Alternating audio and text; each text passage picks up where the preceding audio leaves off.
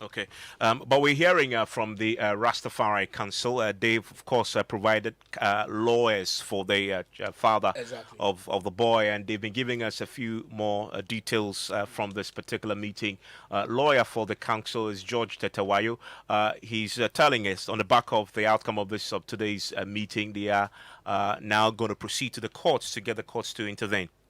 He just came out of the meeting some few minutes ago and made me understand as counsel for the case is that the GS first has indicated that the so-called directive that the citizens of this country saw in publication some few days ago was just to quell the public outburst and then the media discussion. And so therefore, the GS really didn't mean what they said. That's number one. Number two, the Achimota headmistress has gone on record in this meeting sticking to the position that they would want the kids to cut off their dreadlocks before they can enter the school. So this is the latest information coming from this meeting. And so Ghana should be aware of how the matter has now unfolded. And at this meeting, the GS supported the position of the Achimota headmistress. So as I speak with you now, I can confidently and authoritatively state on your network. In fact, Joy FM is the first network to hear the current twist of the matter. That the GES publication we all saw some few days ago, in my word now, I can say was a facade. It was a fluke. It was just to deceive the citizens of this country to believe that the GS is stepping in to restore peace, only for it to be told today at the meeting that it was just to quell the media outburst, but the GS didn't mean it. And therefore, the Achimota school's position that the kids have been admitted, but they must cut their dreadlocks before they come. That's the only way they can come up to the camp. So the conduct that is happening now from Achimota's disposition is a battle. And we know that in human society, challenges and battles. As council, I've made it clear to the parents that these are the challenges and the battles that your young child at age 16 will have to go through. They have to educate themselves. If Achimota is not ready to open their doors, we will advise ourselves from today's meeting. Now we know the position that the GS and Achimota are adamant in respect of the constitutional provisions, in respect of a child's education, the consistency of the Constitution and all that. We will test that in the court of law. Okay. So that must be on record on your network that we have no option than to test that in the court of law.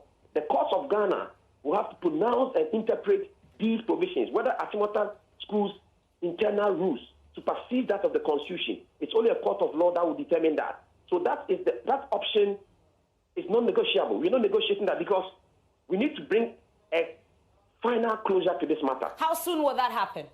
It should happen very soon. But in the midst of that, the kids will still go to other schools. We know other schools will still admit them. So that's the position of the Rastafari Council's lawyer, and they've been providing legal assistance to the father. Well, tonight, the Old Achimotan Association is also wading into this brewing controversy. Its president, Professor Ernest Aite, who is the former vice-chancellor of the University of Ghana, earlier called on the Director General of the Ghana Education Service to rescind the directive of the GS to Achimota School on the matter. He's also accusing the DG of undermining the authority of the governing board of the school. We'll be getting to the details of that statement shortly. But today, NAGRAT, that is the National Association of Graduate Teachers and Public Interest and Advocates, are warning the Ghana Education Service that its directive to the school to admit the two Rastafarian students could set a bad precedent. Listen to NAGRA's president, Angel Kabono, at a press conference today. We are calling on the Ghana Education Service to redirect the headmistress and the staff of Achimota Senior High School to ensure that the rules and regulation of Achimota Senior High School, and indeed any other senior school, is abided by every student. The school is not a fashion environment. The school is not an environment to exhibit one's religious beliefs. The school is an environment for training, and conformity is part of training. And we expect every student to abide by the rules of the school. Well, NAGRAT is now challenging anyone who disagrees with them to proceed to court. NAGRAT welcomes anyone who will want to go to court on this issue and on issue of discipline in our schools. But that when that court issue comes up, NAGRAT will attach itself because we are an interested party. That court case will not be limited into the wearing of rasta. It will be expanded into the establishment of rules and regulation of our schools. If the courts decide that everybody can do whatever he or she likes, you will all be our guests as teachers. We will also develop ways and means of ensuring that we have proper chaotic school environment. So that is the position of NAGRAT. Still on this matter, a group of public interest advocates are also calling on the Ghana Education Service to review policies and codes of conduct for the school to eliminate elements of discrimination. We'll hear their thoughts on this shortly, but I have on the telephone line with me the president of NAGRAT. Also joining me right now is the president of the Old Students Association for the Achimota, Professor Ines Aite. Professor Aite, thank you for your time here on Newsnight. I may have lost one of them. Do I still have Mr. Kabunu on the line? Hello, Mr. Kabunu. Yeah, hello. Great to have you. You support, I mean, first of all, there was a meeting today on the back of your press conference. I know the headmistress is possibly a member of your association. Have you been briefed on the outcome of this meeting? No. Okay. The father of the boy tells us that the headmistress stood her ground. That in essence they would only admit the child if he removes the dreadlocks. That was your position, correct? Our position is that every institution have rules and regulations, and that those rules and regulations is developed to create an atmosphere of or to equalize the school environment, possibly of over 3,000 to 4,000 students. If you want to be part of that school community, you will have to be ready to conform with the rules and regulations of those schools. Those rules you talk about, they are subservient to the Constitution. Many have said that what the school is doing is discriminating against this child on the grounds of his religion and creed, which is explicitly stated in the Constitution. That, quote, a person shall not be discriminated against on grounds of gender, race, color, ethnicity, ethnic origin, religion, creed, social or economic status. His decision, his creed, his religion is Rastafarianism, and that's how they express it. You say you cannot score here because you have that on. That is against the Constitution. If a lawyer appears before a judge and the lawyer is not properly dressed, in other words, if he's not in his gown and his wig, regardless of his religious beliefs, he will not be admitted before the judge. Is this also a violation of people's rights? I'm talking to you about education of a child. We are expanding the frontiers of law.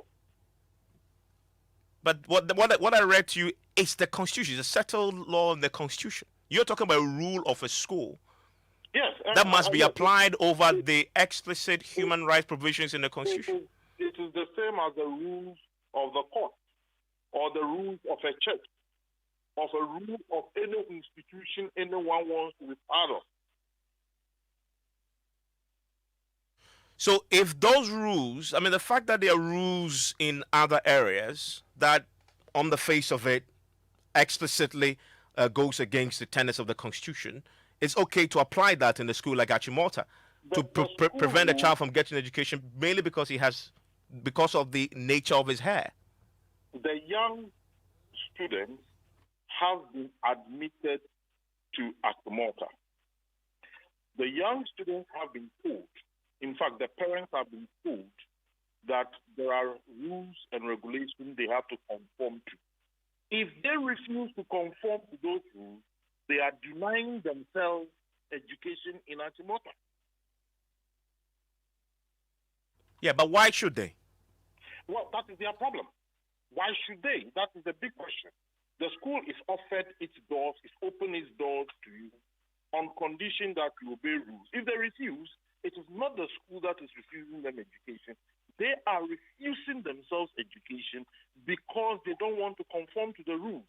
The same way, if somebody has to do blood transfusion and your religion does not allow blood transfusion, if you go to the hospital and refuse blood transfusion and you die, you don't blame the hospital, you blame yourself. Mr. Kabonu, so you're a teacher. You've been a teacher for a long time. You're saying that it's all right for a school to say to a child, you cannot school here because your hair is unkempt.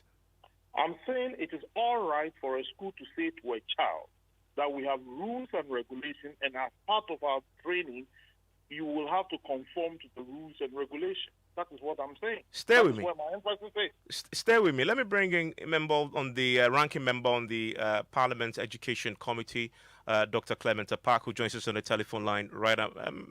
Dr. Clement Park, thank you for time here on Newsnight. You've heard the argument, and of course, Nagrat insists that the school is within its rights to deny that child's admission to that school if it keeps the hair. Ivan, yes. You are misquoting me. Okay. I did not say anywhere that the school has the right to deny the child education.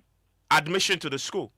The child is already admitted. No, but if he keeps the hair, will he get admitted to the school? He has been admitted. He will have to conform to the rules. No, but I'm asking a simple question. If he keeps the hair, will he be admitted? If he keeps the hair, he has absented himself from the opportunity. So if he keeps the hair, he'll be denied admission to the school. Simple as that. No, if he keeps the hair, he refuses to accept the admission into the school. No, if he keeps the hair, he'll be denied admission. No. You are twisting it to favor a certain agenda. No, it's like if he keeps the hair, you don't get in.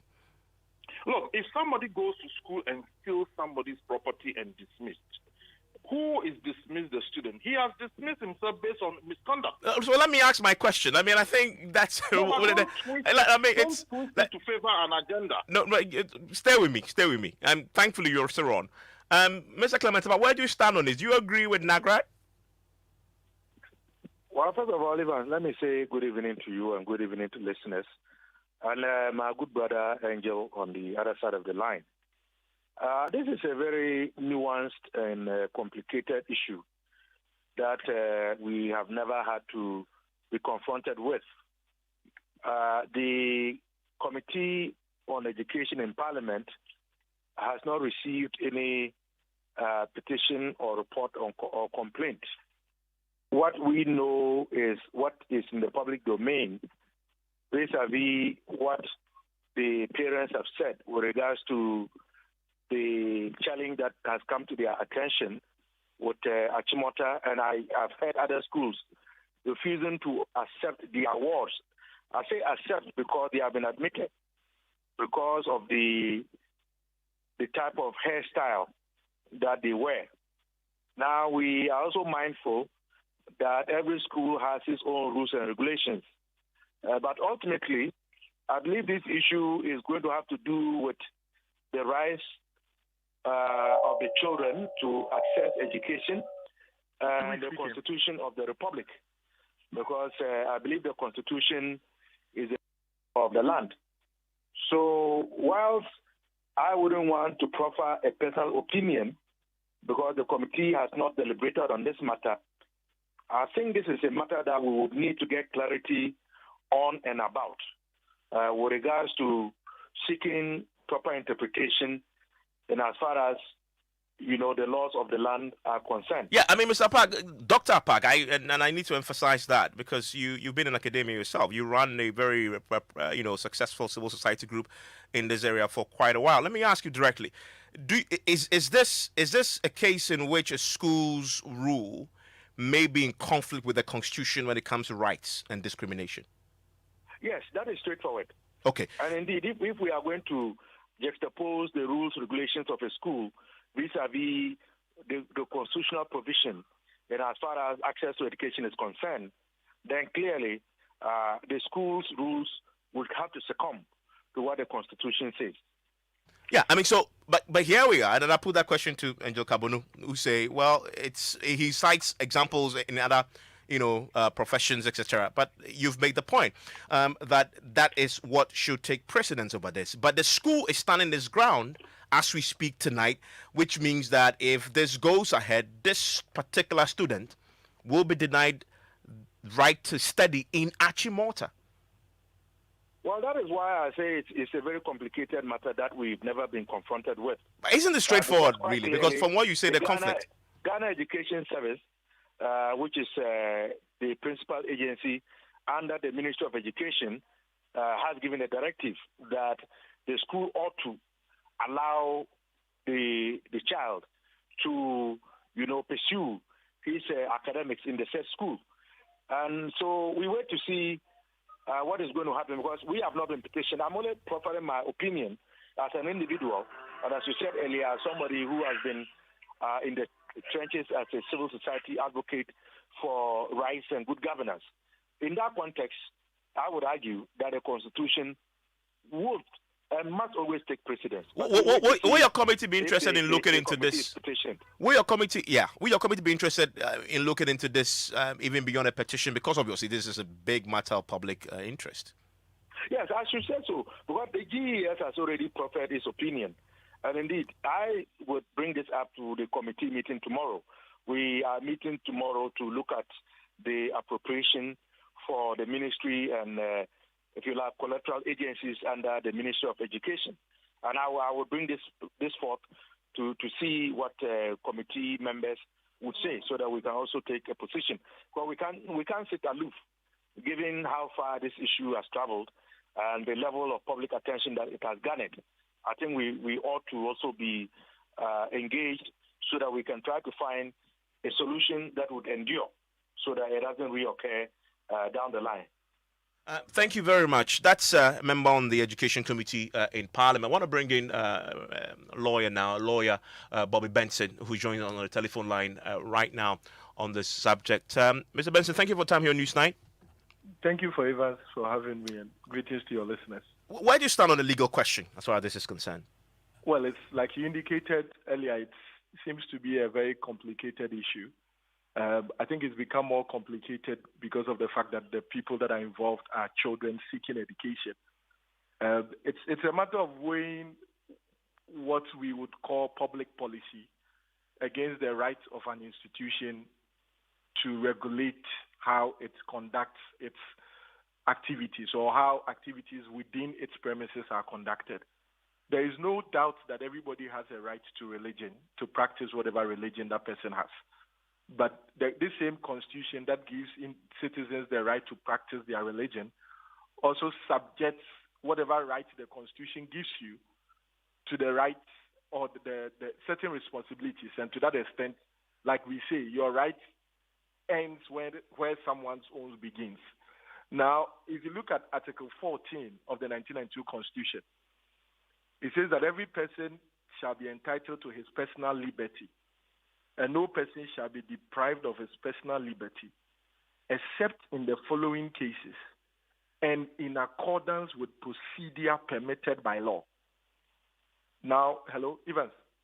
I'm listening to you, Mr. Bansi. Okay. Now, if you look at Article 1E, one of the grounds for limiting a person's personal liberty for the purpose of education or welfare of the person who has not attained the age of 18 years. That is why if you go to a boarding house, even though you have a right to stay up and not sleep, the boarding house rules, I went to Adisada, we used to have 10 p.m. siesta. By 10 p.m., even if you are not sleeping, you should be on your bed. You cannot move anywhere. If you are found, you'll be punished.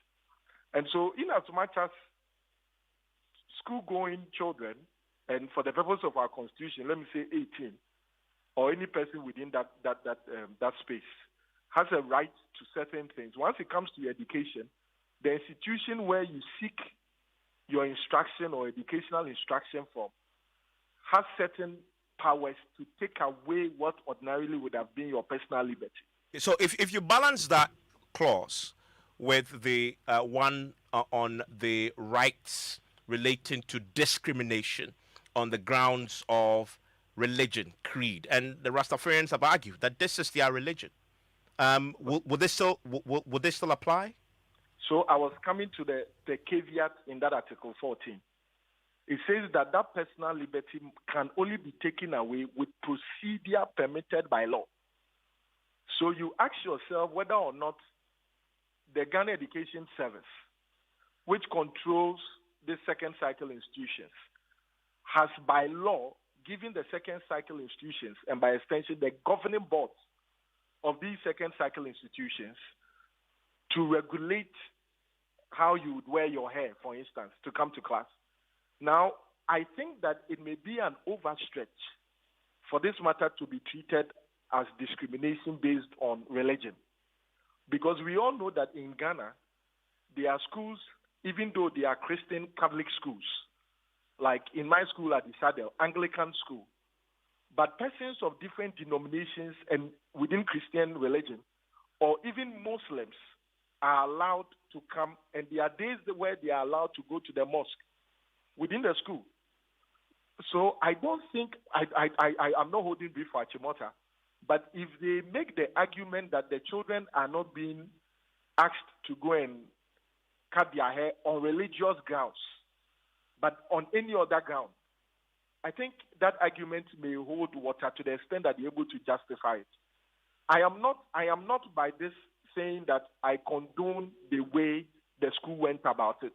Beyond the legal aspect, I think that they could have invited the parents, had a discussion with them before, telling the kids, go away, we don't want you here. So I think that if they had gone about it that way, it wouldn't have generated this level of controversy. Yeah, but the effect, even if they did that, the effect will still be, you can still not be, if your parents, you can discuss with the parents still insist, we won't remove the dreads. Achimota will still insist, we can't have you here.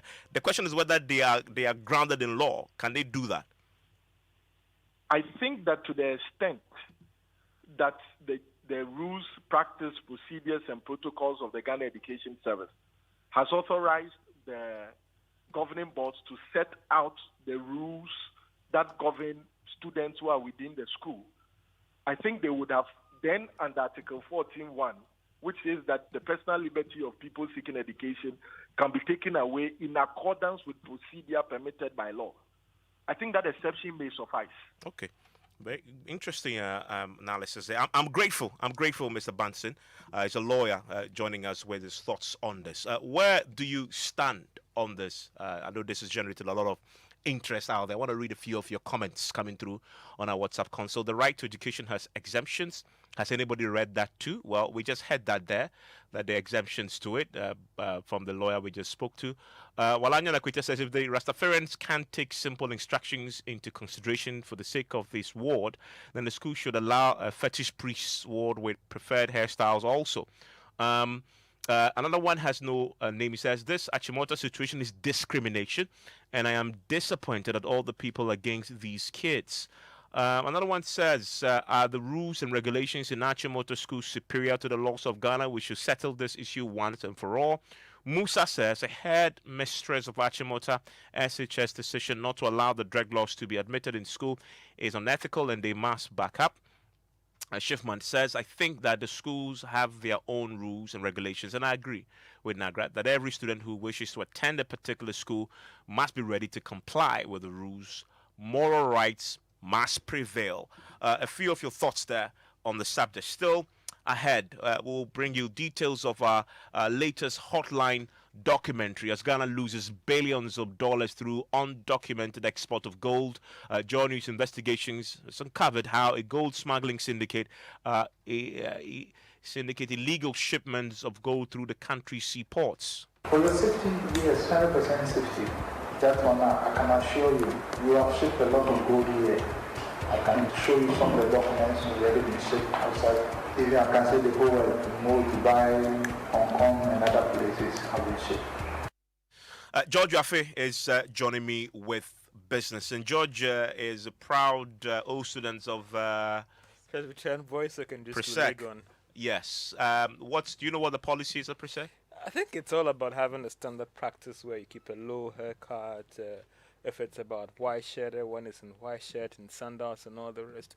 The whole idea then the authorities told us was that commonality, that everyone is seen as the same person, irrespective of where you're coming from. Yeah, So I mean, I went to a very progressive school, St. Thomas Aquinas, where a it very is- progressive school. Yeah, and I'll Okay. explain. I mean, where it's a Catholic institution. Yeah. But we had a mosque on campus. Yeah. Where our Muslim friends and colleagues in class can leave at certain times to go and pray. Yeah. And come back into the classrooms.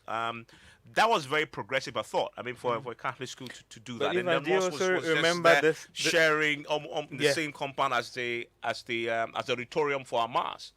And also remember this thing about where school gathering is compulsory respective. So what is school gathering? A kind of situation where there's a church service and it's deemed as a school gathering. So even if you are an atheist, You have to if be you're there. a Muslim, True. you have to be there. It's true. I mean, because in my school, and- for example, the Muslims were also Yeah. allowed to come And into also the let mosque. us not forget about what the boarding system has taught us. Until recently, you have a situation where somebody is coming from the northern part of the country, the southern part, you're sleeping with the person in the same bed. It brought us together as a nation, and therefore it is very, very critical that we It's a hold big that conversation. I thing. mean, it's a trigger for a bigger conversation that I'm sure we'll be having. But what do you have in the headlines? Well, Evans, coming up in business, Bank of Ghana Governor Dr. Ernest Addison gives firm assurance economy is now on a rebound after struggling from COVID-19 shocks last year, and Ghana down by 4 places to 95 in the latest UN-backed World Happiness Index report. I'll be getting you more details on this and why you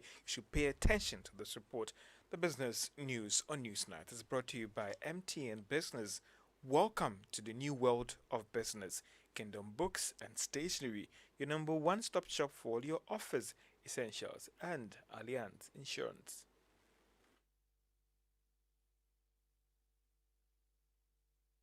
That's the sound of my heart breaking the first time I said I wanted to be a cassava farmer. Thank you. But this was when I graduated with first class honors in agriculture. Oh, my first harvester. The last harvester I ordered online. That's people seeing my fresh cassava page on Facebook and Instagram. And endless number of calls for my quick fufu all year round. There are beautiful connections that bridge humble todays to amazing tomorrows on Ghana's #1 network, everywhere you go. We know it's important to create a productive and supportive working environment by investing in your employees' health. With a leading international track record, Apex Health Insurance is regulated and licensed by the National Health Insurance Authority to provide medical insurance services to institutional clients, families, and individuals. Apex Student Package and International Medical Solutions are all here to cushion you. Visit Apex Health Insurance Office at Zion House, Boundary Road, Shiashi, or call 0501 683 914. or 0232 000 015. In Kumasi, we are located opposite Prempeh College, Sofo Line, and in Takrady, Apex Health, your preferred health insurer.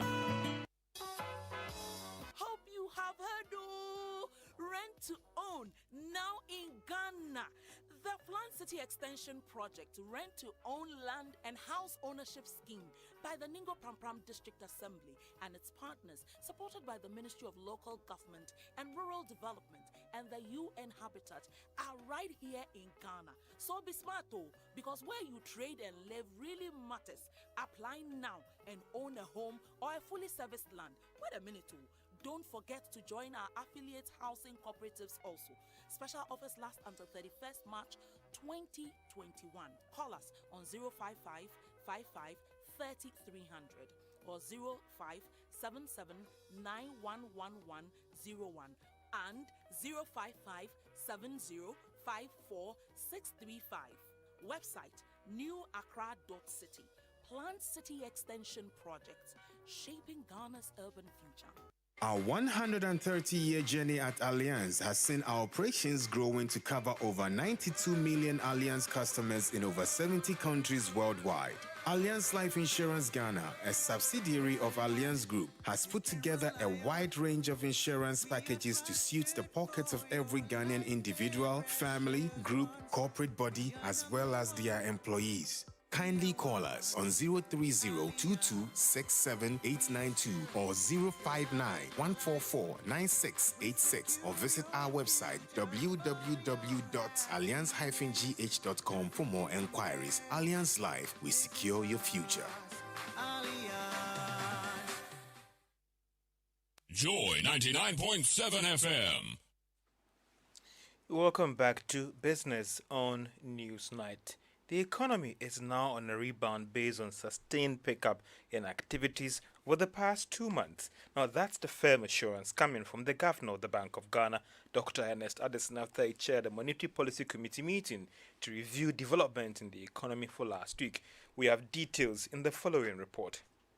The Bank of Ghana in the statement maintained that its projection is based on some key indicators that influences growth picking up strongly. One can talk about the economic activity showing some strong prospects after hitting 13.9%, the highest since December 2019. According to the Monetary Policy Committee, the marginal optimism is also being guided by COVID-19 vaccine rollout and the lifting of some restrictions, which is largely expected to guide the rebound of consumer confidence. The economy has been under some pressure over the years due to the negative impact of COVID. The Bank of Ghana's governor had earlier warned that the second wave could pose major risks to economic recovery. But it appears the governor does not hold these fears again, based on these new economic indicators. On the banking front, the Monetary Policy Committee was worried over loans banks fear would not be paid on time, especially when they were hitting record levels, as well as loans to the private sector slowing down significantly. Despite these concerns, the banking sector largely remains sound, with indicators remaining largely positive, improving liquidity, with profit hitting over 1 billion cedis for the first 2 months of this year. It is the expectation of some economists that the strong numbers recorded for the first quarter of this year, both on the side of the monetary and physicals, may be sustained in the coming months. This, together with the encouraging COVID-19 vaccination program, will go a long way to fast-track the recovery of the Ghanaian economy. And that was a Business Desk report. In a related development, banking consultant Anotu Champong has described the policy rate maintenance at 14.5% as a prudent decision. Now, on this occasion, accompanying notes did explain the sort of precaution that they are taking, that although the Ghana economy about to rebound, if you juxtapose that with the details of the budget, which is treading cautiously in terms of balancing income and expenditure, then it's a matter of being cautious and not add insult to injury by increasing the policy rate. So I didn't expect an increase in the rate, and I know some people did, but I didn't. Now, the threat of inflation is still there, although it's subdued a little bit. So with those things in mind, the MPC didn't have any alternative but to be to the side of caution. Nanotu Champon is a banking consultant. Now, this is the second time this year that the rate has been kept unchanged at 14.5%. The last time that was cut was somewhere in November 2019. Now, Joy Business is hearing that if the trend should continue about in terms of things stabilizing, then the Monetary Policy Committee might cut the rate marginally to 14% at their next meeting in May. The country lost some significant grounds in the UN-backed World Happiness Index ranking. It went down by some 4 places to hit 95 out of 149 countries ranked in the report. Now, this was based on analysis put together by research firm Gallup for UN and asked engaged persons in 149 countries. Now, this was on 6 variables supported by, that is, income, freedom, trust, healthy life expectancy, social support, and also has to do with personal freedom and gross domestic product. Now, this thing has actually become critical because there's an argument now whether we should move away from using the per capita income to assess the impact of economic growth on citizens than using how the growth impacts on happiness or well-being of its citizens. Now, the country that is deemed to be as the most unhappy in the world is Afghanistan, followed by Lesotho, Botswana, Rwanda, and Zimbabwe, while Finland again came on top as the most happiest country in the world. Two other stories. Nestle, in collaboration with the Ghana Red Cross Society, has commissioned a portable water system at Amahia, a community in Suhum municipality in the eastern region. The move is part of the consumer food giant's corporate social responsibility. There is more in this report. Speaking to Joy Business after commissioning the project, Corporate Communication and Public Affairs Manager for Nestle Ghana, Deborah Kobler, says this should help support the community in diverse ways. We support the community to be sustainable. So particularly in this Amenshia community, we have what we call the Nestle Cocoa Plan.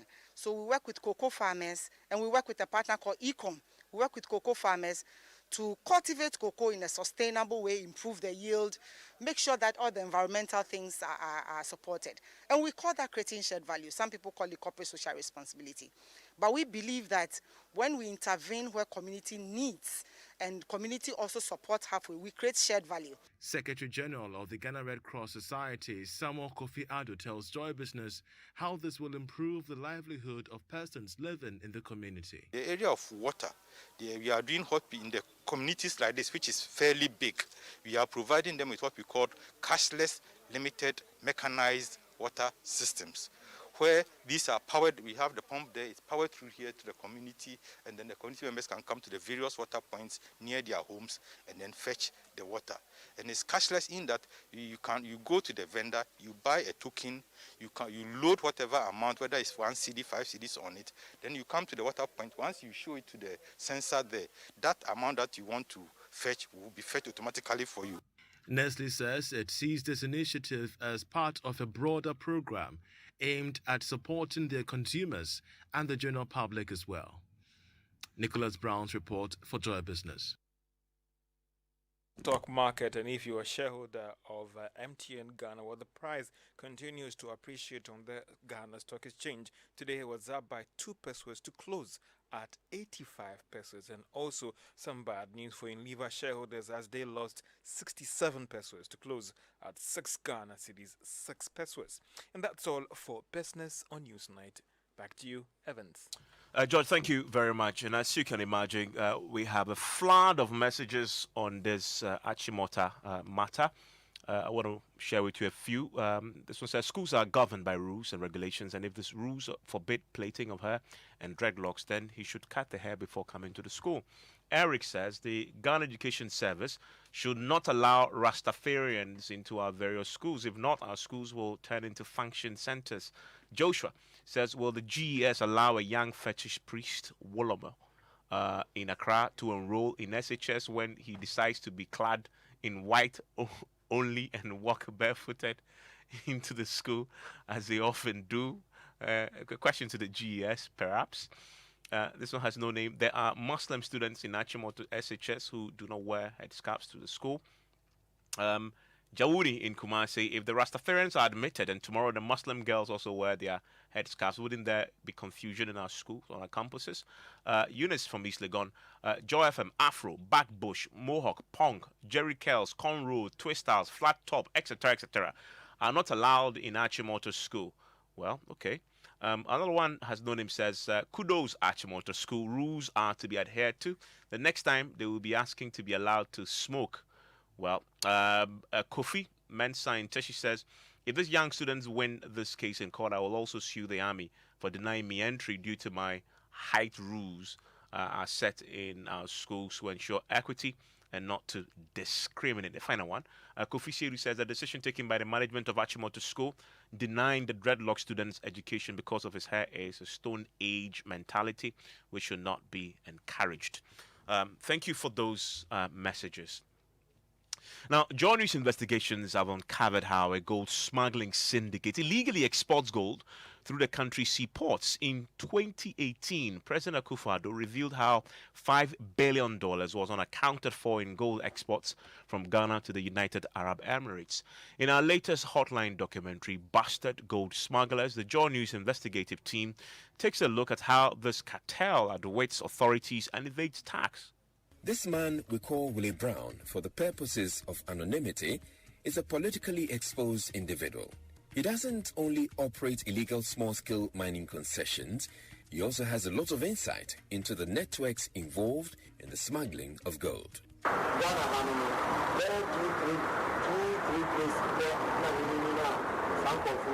There are key individuals in this region who are able to purchase gold at the right prices. They buy and hoard the gold and sell it when there is a slump in prices.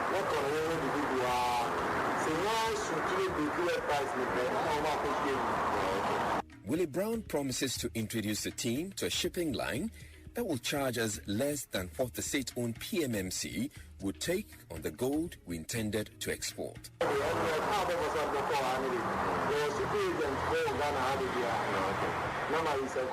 There are shipping agents that aid us to ship gold out of the country.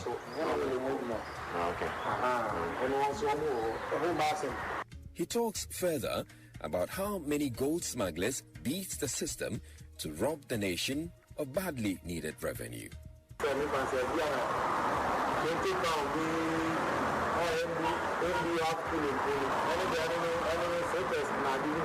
If the quantity of the gold isn't beyond 20 pounds, we tuck it under traditionally woven slippers and smuggle it out of the country.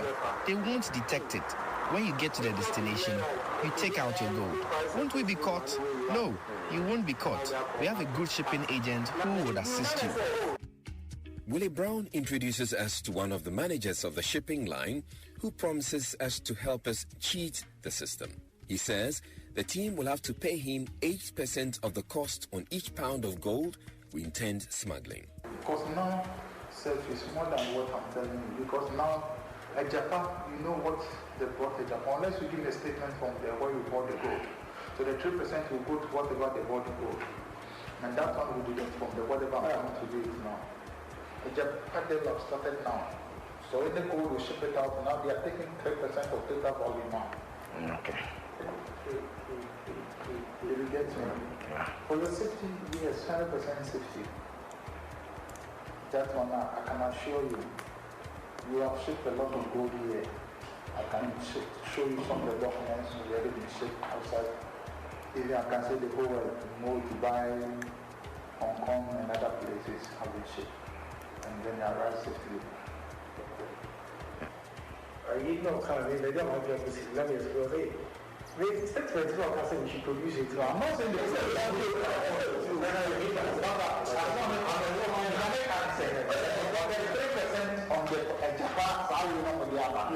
You can go and ask everybody. What I'm saying is, maybe it's a company. They say me membership on. So 3% I will pay to my company. So now the 3% you could get 8% including everything. Company says, when you have good statement, you have to support it. 3%, maybe what's that 8%? I understand you now. So I go to Dubai. Dubai. Yeah. Once it gets to wherever it's supposed to get to, then the person will take it to Philadelphia. That one is your destination is Dubai. So when I'm going to Dubai, that's finished. Yeah. Unless you want to make a transit from Dubai to this because the US process is quite some way. So because Dubai is low risk, it's easier sending it to Dubai than whoever will be transporting it to the US. Now I don't know but it's every day flight to Dubai. I want to bring in now the ranking member on the Mines and Energy Committee in Parliament, John Jinapo. Mr. Jinapo, thank you for your time here on Newsnight. What do you expect to happen on the back of these revelations? Thank you very much. What it means is that we're having a major problem in the country. And as far back as in 2018, the president himself acknowledged that there was a serious problem with Ghana's gold exports. Indeed, the president indicated that about 5 billion of gold exports could not be accounted for. Gold alone accounts for about 38% of our total exports. And so if we are able to deal with the challenge and to ensure that all that gold is accounted for, you can imagine the revenue that the country will be earning. Indeed, Switzerland alone, based on their reports, accounts for more than double the amount of gold that we reported. The same with UAE. And so tomorrow we have a meeting with the Ghana Minerals Commission. The minister himself will be in attendance. This is going to be a major, major issue for us at committee. We will delve into it. But I'm told that there's a 3% withholding on gold exports in Ghana. And that's a contributing factor, deterring people from going through the approved routes. And so I think that all these issues ought to be looked into so that we can tighten security. One would have thought that when the president talked about this issue in 2018, the state security apparatus and investigative bodies would have moved into action. But 2 years down the lane, clearly, nothing much has been done in respect of this challenge. But like I said, the Committee of Mines and Energy is meeting tomorrow. We are meeting the minister, we are meeting his agencies, and we intend taking this up. But let me commend you. You've done a very good job shedding light on that. This should elicit some response from both government and parliament so we can tackle this challenge. I'm grateful, John Junapo. He's the ranking on the Mines and Energy Committee in Parliament. And, of course, the what you heard earlier was just an excerpt from that hotline documentary, Bastard Gold Smugglers. The full documentary airs on the Joy News channel at 8:30 p.m. tonight. Let's do sports now. Evans Mensah Ando. Hello, Hi, Hans. Evans. How's it going? Oh, great.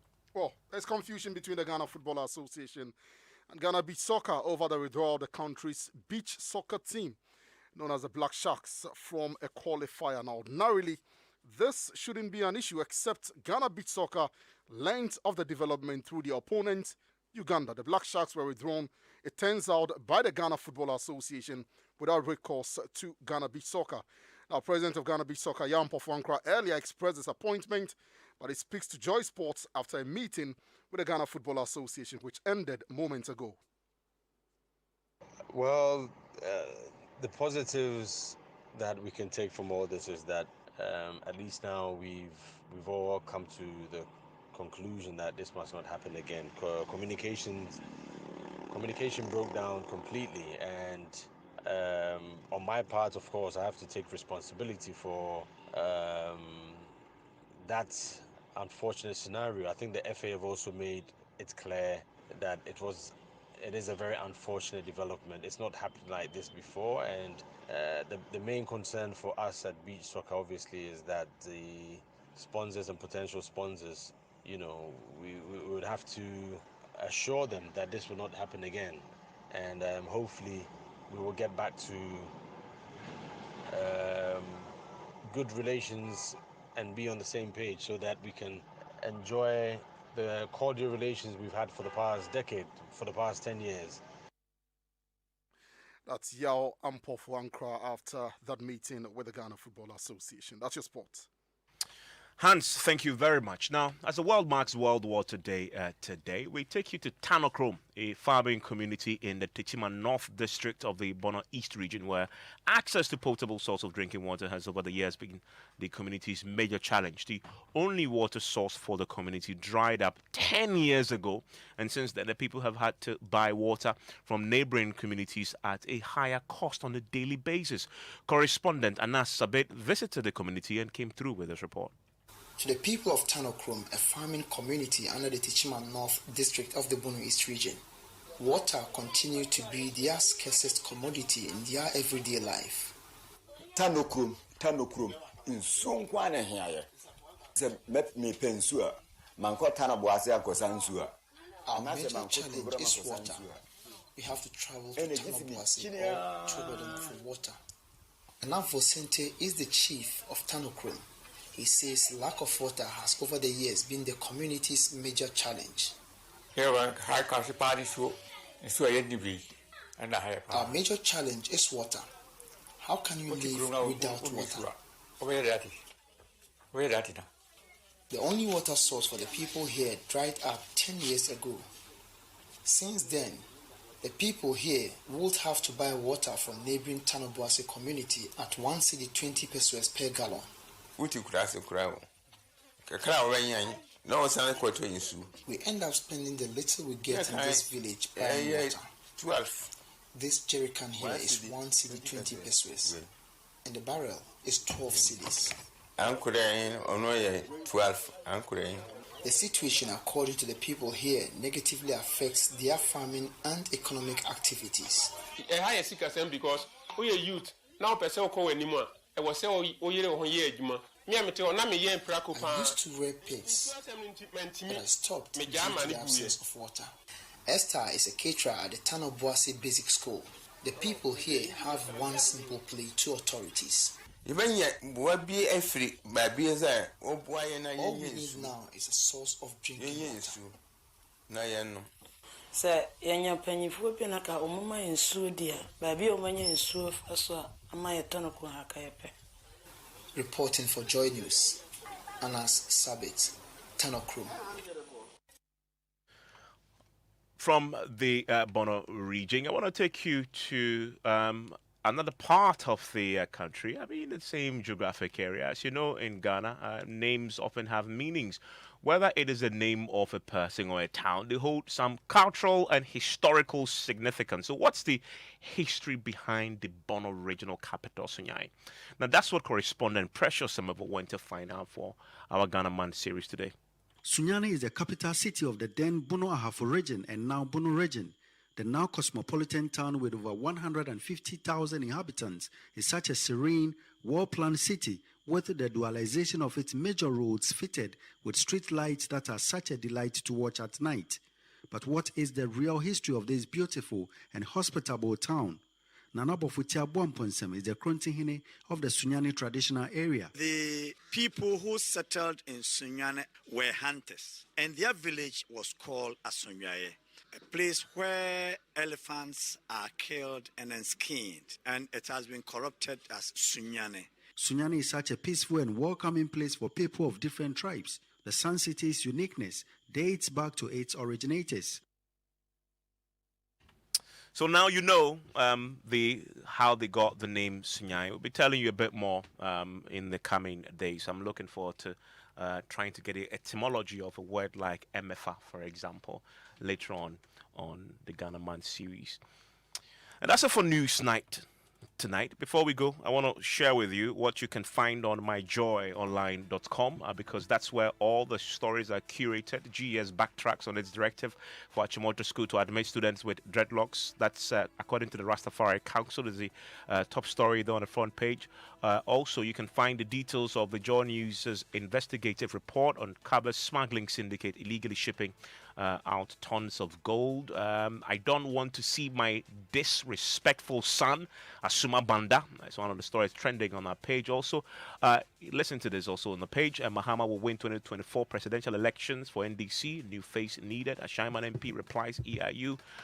All on myjoyonline.com. Right after me, you have to wait for a fascinating conversation with Nana Ansakwa, the lost generation of Ghana. Very interesting. And then, of course, you have to do something for me also.